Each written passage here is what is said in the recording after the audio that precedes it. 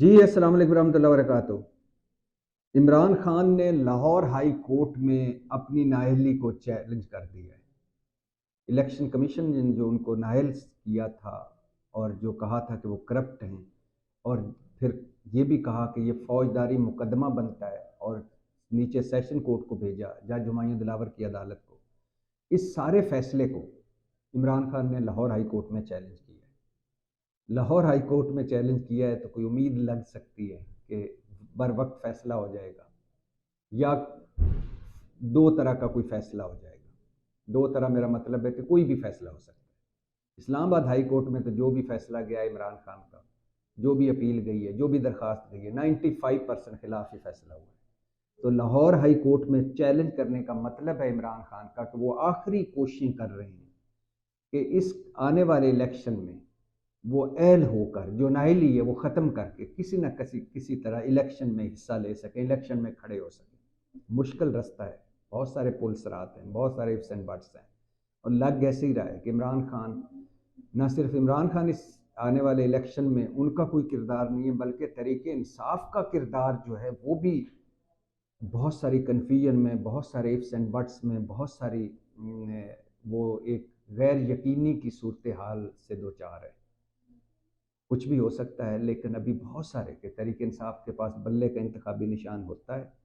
تحریک انصاف سارے امیدوار کھڑی کر پاتی ہے، تحریک انصاف اپنے ووٹ الیکشن مہم چلا پاتی ہے، تحریک انصاف اپنے ووٹرز کو الیکشن والے دن باہر نکال سکتی ہے، اور الیکشن اتنا ایک شفاف ہوگا کہ کم از کم ووٹر کا جتنے پاکستان میں شفاف ہوتے ہیں الیکشن، اتنے ہی شفاف ہو پائے گا کہ نہیں، بہت سارے ifs and buts ہیں۔ لیکن عمران خان لاہور ہائی کورٹ پہنچے ہیں، اپنی نااہلی کو چیلنج کیا، انہوں نے الیکشن کمیشن کے فیصلے کو چیلنج کیا ہے کہ انہوں نے ہمیں سنا نہیں، جلد بازی میں دیا گیا ہے فیصلہ، یک طرفہ فیصلہ ہے اور جانبداری پر مبنی فیصلہ ہے۔ تو لہٰذا اب اس لاہور ہائی کورٹ میں اگر لاہور ہائی کورٹ ان کے حق میں فیصلہ کر دیتا ہے تو ایک امید ہے کہ وہ اس کیس سے نکل پائیں گے، کیونکہ مجھے لگ رہا ہے اگلے سائفر کیس میں، القادر ٹرسٹ کیس بھی، یہ الیکشن سے پہلے اس کا فیصلہ سنا دیں گے۔ لیکن بہرحال اگر عمران خان کے حق میں فیصلہ آتا ہے تو کم از کم توشہ خانہ میں الیکشن کمیشن میں جو نااہلی کا یہ ہے، یہ ختم ہو سکے گی۔ دوسری طرف سپریم کورٹ سے ہی خبر آئی ہے، اور خبر ہے بھٹو صاحب والا، جو بھٹو کی پھانسی تھی یا جوڈیشل مرڈر تھا، اس پر بینچ بن گیا ہے، اور تقریباً کوئی 12 سال بعد اس پہ بینچ بنا ہے، دوبارہ کیس سماعت کے لیے مقرر ہوا ہے۔ چیف جسٹس فائز عیسیٰ قاضی صاحب 9 رکنی بینچ کی سربراہی کریں گے۔ 12 دسمبر کو یہ اس کی پہلی سماعت ہوگی۔ آپ کو پہلے بھی بتا چکا ہوں 9 سماعتیں ہو چکی ہیں۔ لارجر بینچ میں افتخار چودھری صاحب کی سربراہی میں بھی 5 سماعتیں ہوئی تھیں، اور ایک سماعت 9 رکنی بینچ میں 6 سماعتیں ہو چکی ہیں، اور اس کے علاوہ اس کے بعد 11 سال یہ کیس سرد خانے میں پڑا رہا۔ فائز عیسیٰ قاضی صاحب آئے، انہوں نے اس کیس کو دوبارہ اوپن کیا۔ زرداری صاحب لے کے گئے تھے یہ کیس وفاقی کابینہ کی منظوری سے، جب پیپلز پارٹی کی حکومت تھی، کہ بھٹو کو قتل کیا گیا، جوڈیشل مرڈر کیا گیا، لہٰذا وہ کیس لے کے گئے تھے۔ بابر اعوان مجھے جہاں تک یاد پڑتا ہے اس کیس کے پیچھے تھے، وکیل تھے۔ تو یہ بتاتے تھے، اور ساتھ یہ بھی سنتے جائیے کہ دوست مزاری جو ڈپٹی سپیکر تھے پنجاب اسمبلی کے، اور جنہوں نے ایک بڑے کریٹیکل ٹائم میں ووٹ وہ مسترد کر کے یا ووٹ گن کے اور حمزہ شہباز کو وزیر اعلیٰ بنوایا تھا، وہ مسلم لیگ نون میں شامل ہو گئے۔ بڑا عجیب سا لگتا ہے جب میں یہ سنتا ہوں کہ بشیر میمن مسلم لیگ نون کے سندھ کے صدر ہو گئے۔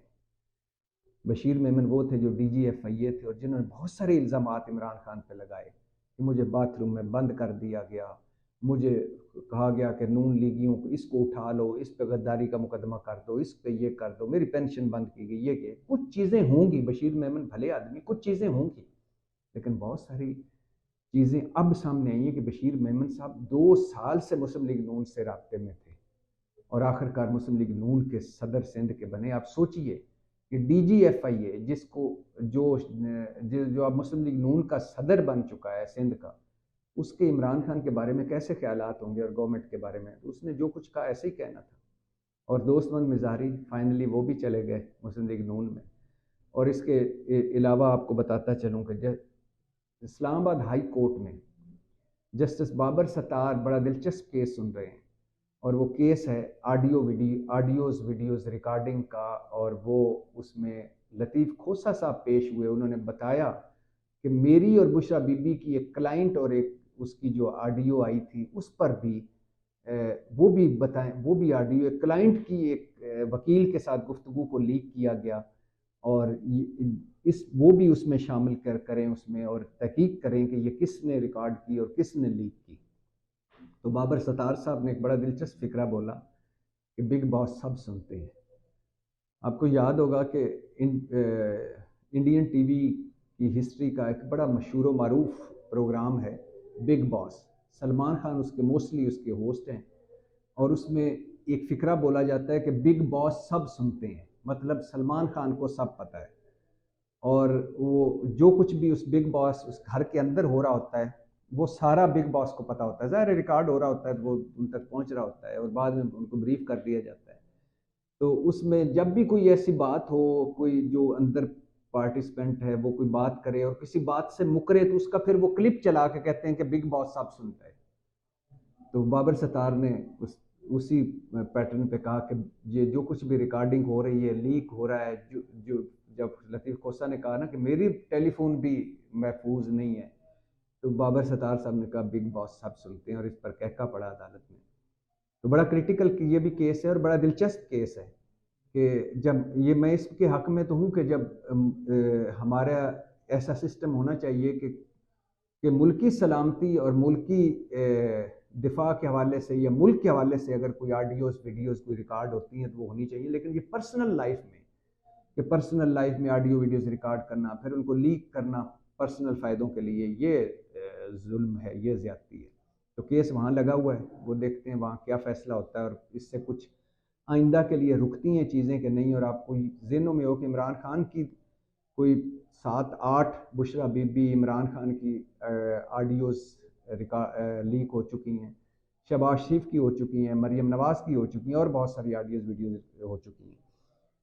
تو دلچسپ ٹائم چل رہا ہے ہماری سیاست کا، عدالتوں کا، اور اس وقت ایک طرف میاں محمد نواز شریف کی ڈرائی کلیننگ ہو رہی ہے، ان کے داغ دھل رہے ہیں، دوسری طرف عمران خان پہ مقدمہ بن رہا ہے، اور اس وقت انہوں نااہل بھی ہیں. توشہ خانہ میں سزا معطل ہے. سائفر 12 دسمبر سے فرد جرم عائد ہونی ہے. القادر ہے کیس ہے، اس کے بعد ممنوعہ فنڈنگ ہے، اس کے بعد 9 مئی ہے، اور اس کے بعد بہت سارے کیسز ہیں. تو دلچسپ مرحلے ہیں سیاست کے بھی، کیونکہ الیکشن سر پر ہے، کیا بنتا ہے. عدالت کے بھی، کیونکہ عدالتوں کے فیصلے بڑے اہم ہوں گے الیکشن پر، اگلی آنے والی سیاست پہ. تو دیکھتے ہیں کیا ہوتا ہے. پاکستان زندہ باد.